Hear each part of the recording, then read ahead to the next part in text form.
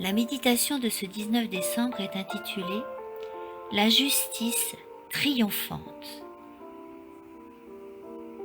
Et je vis les morts, les grands et les petits, debout devant le trône. Des livres furent ouverts et un autre livre fut ouvert, qui est le livre de vie. Les morts furent jugés d'après ce qui était écrit dans les livres, selon leurs œuvres. Apocalypse 20, 12. De la même manière qu'un artiste peint sur du verre poli l'image réelle d'un visage humain, ainsi les anges de Dieu placent chaque jour dans les livres du ciel une représentation exacte du caractère de chaque être humain. Quand nous devenons enfants de Dieu, nos noms sont inscrits dans le livre de vie de l'agneau et y restent jusqu'au moment du jugement investigatif. C'est alors que chaque nom est appelé et ses registres examinés.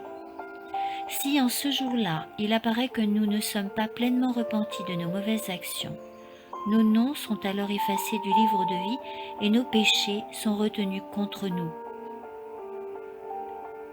Ne comprenons-nous pas que le péché est l'agissement le plus coûteux du monde? Il est aux dépens de la pureté de la conscience, au prix de la perte de la faveur de Dieu. Il nous coûte la séparation de notre âme, du Sauveur, et finalement la perte du ciel. Quelle scène redoutable ce sera quand le tribunal siégera, le jugement initié et les livres ouverts pour ratifier du salut ou de la perte des âmes.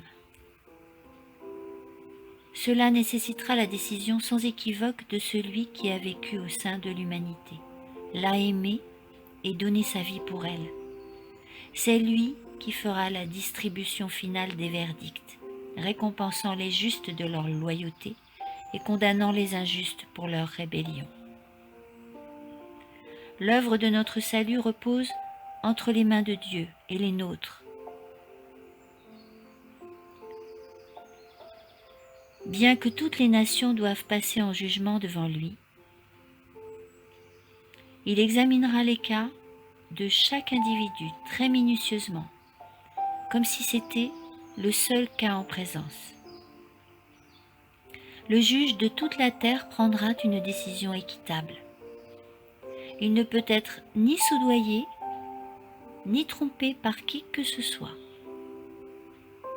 Lui qui créa l'homme et à qui sont tous les mondes et tous leurs précieux contenus, il est celui qui pèse tous les caractères dans la balance de la justice éternelle. Chaque personne a une âme à sauver ou à perdre. Chacun a un cas à l'étude à la barre du tribunal divin. Tous doivent rencontrer le grand juge face à face. Amen.